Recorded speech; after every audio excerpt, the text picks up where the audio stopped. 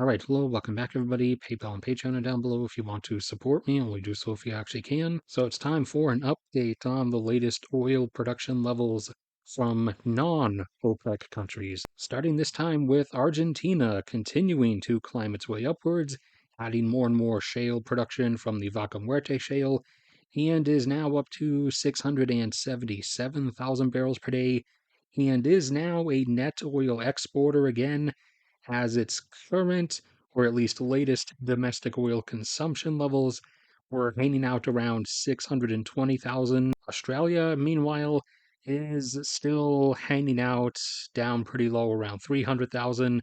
They peaked a long time ago and did have a bit of a resurgence with the condensate that accompanied all that natural gas production off the northwestern coast, but it hasn't been enough to really take them anywhere past 400. Angola, no longer an OPEC member, they were one in a growing list of countries that have left OPEC, a list which is only going to continue growing. For the whole details on the slow disintegration of OPEC, go ahead and watch the video that's being linked in the top corner right now. It should also appear down below the description of the video. But anyways, Angola brought themselves back up a bit this time to 1.24 million barrels per day. They peaked a while ago at about 2 and had declined down close to 1, but they've been adding a few new fields here and there at just enough of a pace for the moment to keep themselves from dropping below 1 just yet, but that inevitably is coming in the later part of this decade. Azerbaijan peaked at 1.1 a while ago and has since fallen down to around 600,000. And they do have one more large field that will be coming online soon. It was actually supposed to be brought online at the start of this year, but they've been having a lot of unexpected delays. And now it's looking like it's probably going to be in the summer of this year instead, that will bump them back up closer to 700,000. So their production going forward from now will probably look something like this. This is one of the various projection graphs that I made of future oil production for each country, and future gas production graphs are there too. Those are in a special Google Doc in a Google Drive folder full of special Google Docs with all kinds of free graphs and other resources and data compilations. There's always a link to that in the description. You guys can go to that anytime, and all that's free. So Azerbaijan's future production over the next decade or so going forward should probably look something like this, with that sudden jump upwards being that one remaining large field that I mentioned. So for the moment, they're down still around 600,000, this time at 601. Brazil hit a new record a few months back, getting up to about 3.8 million barrels per day. Now they're down a bit, just under 3.6 at 3.59. Canada set a new production record, almost hitting the 5 million barrels per day. That's almost everyone's been expecting them to, getting up to 4.97 million barrels per day. And 5 million, or a bit above 5 million, is about where I've been saying they will probably level out, at least for a little while. Chad is back up to close to where it was plateauing for a decade or two, and is at 126.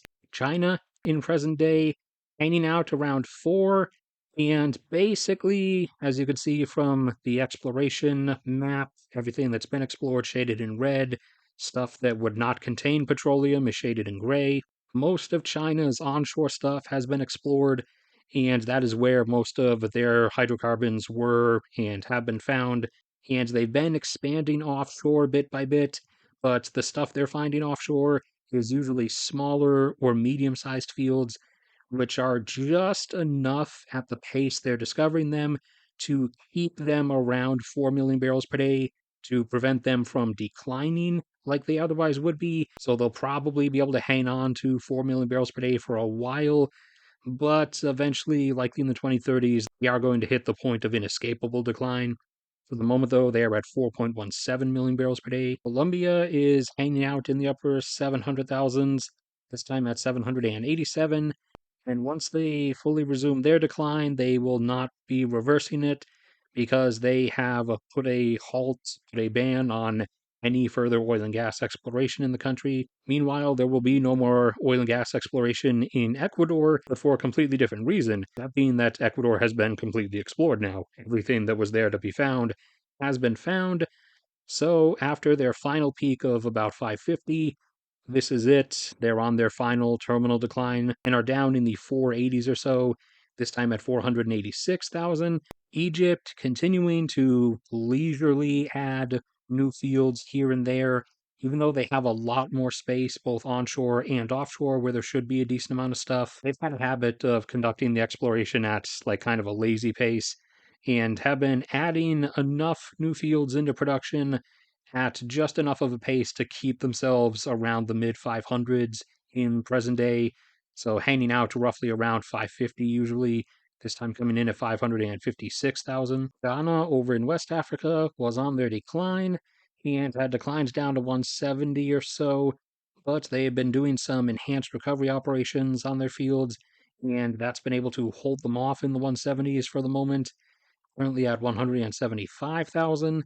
Guyana, the super prolific South American oil producer, hit a new record high by a few thousand barrels per day at least, with the previous month hitting 642, and this time managing to climb incrementally just a bit higher, up to 646,000 barrels per day.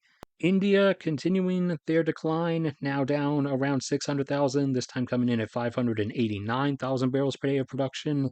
Meanwhile, their domestic oil consumption levels are now starting to average into the upper 5 millions, heading on their way towards 6. Indonesia, once a decent oil producer in the past, they held a plateau of 1.5 million barrels per day for 3 decades or so. However, they eventually reached the end of their field's capabilities and have been declining since then, now down to only 600,000 or so, this time coming in at 605,000. Meanwhile, their domestic oil demand levels average about 2 million in present day. Kazakhstan currently at 1.9 million barrels per day, and they are waiting for some expanded operations at a number of their fields that are supposed to be done this year, but might get delayed till next year, which will jump them up by about 200,000 barrels per day, so up towards averaging more around 2.1 million. Malaysia peaked around 800,000 and has wobbled their way down towards under half a million, sometimes still fluctuating above it, like this time coming in at 525,000. And most of what they have left in their not yet developed areas is primarily natural gas. So they are going to be climbing in natural gas production, but their oil production is not really going to be going anywhere.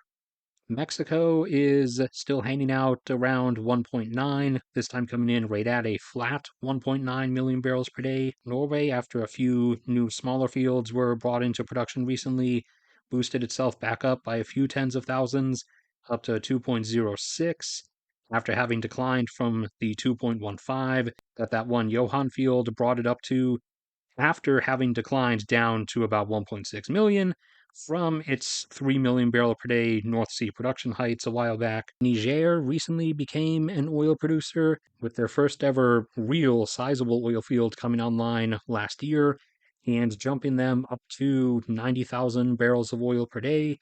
Oman still hanging out around 1.04 million barrels per day.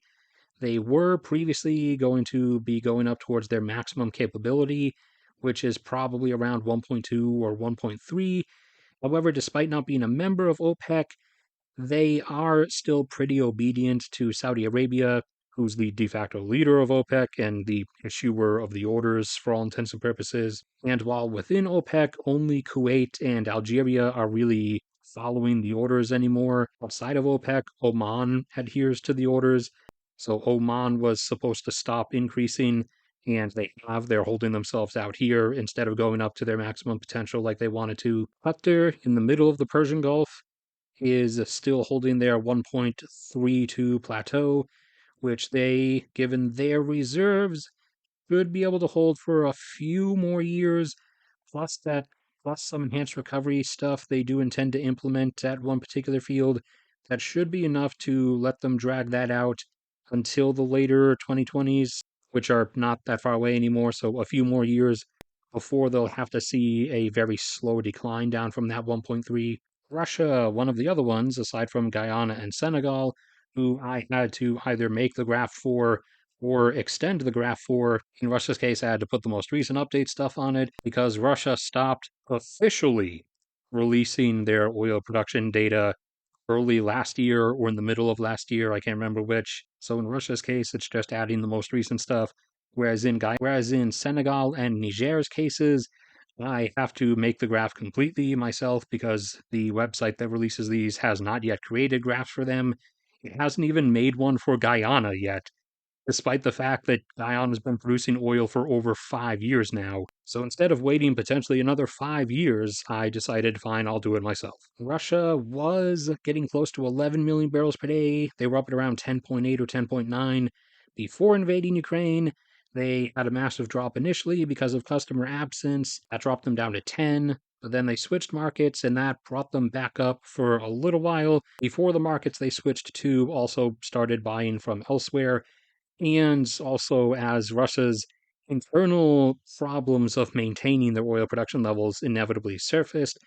As when the stuff initially started, I said back in 2022, in spring of 2022, that once they were cut off from all of the outside oil industries that had rescued their oil production post USSR collapse, that they could coast for about a year before a downturn would begin that they would not really be able to stop. And last year, just as we were about to hit the start of spring of 2023, which would have been 1 year later, Russia suddenly announced that they were going to start cutting back their oil production, and it was initially phrased as an act of revenge against the West, even though, as mentioned, they switched markets. The West wasn't the ones buying their oil anymore, but they had to phrase it as something else other than what it actually is, which is their inability without the assistance given to actually maintain those levels. And it looked like I actually initially underestimated how fast it would drop, as my initial outlook was the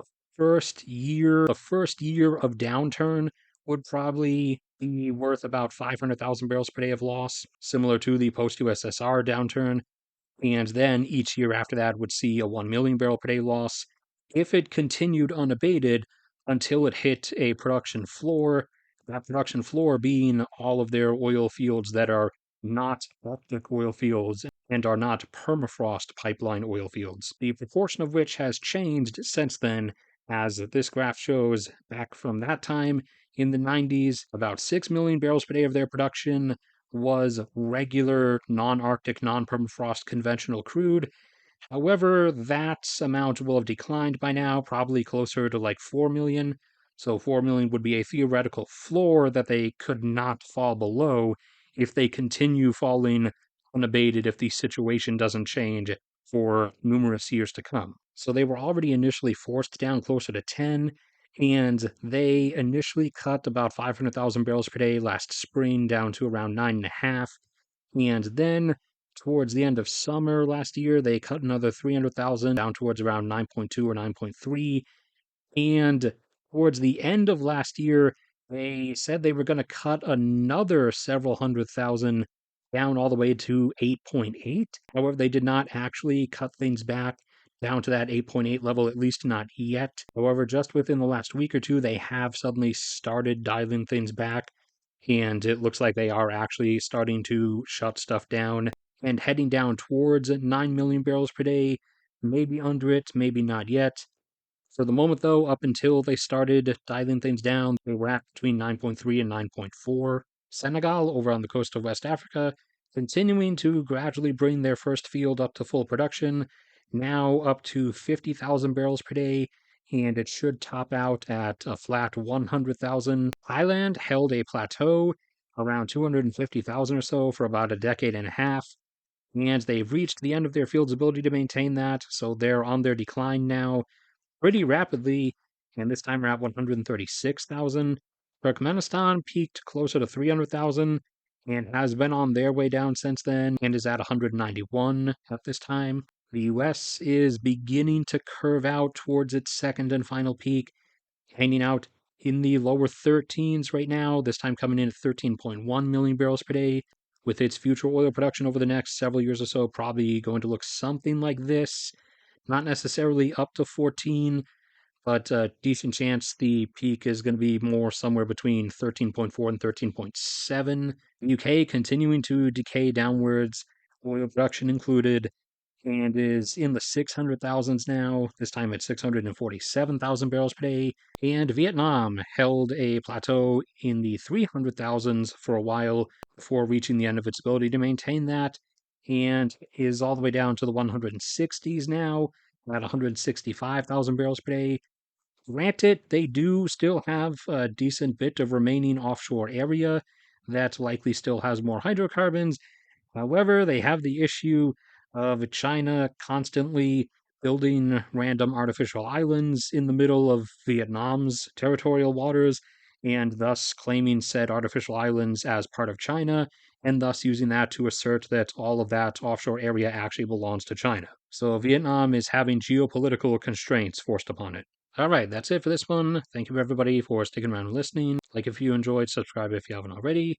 PayPal and Patreon are down below if you want to support me. Only do so if you actually can. Google Drive link is in the description with all those different Google Docs and all those different graphs and data resources and stuff I talked about. That's all free. It's all there 24/7. A link to my catch channel will be in the top end comment as well. May God bless and protect all of you, and I will see you all around next time.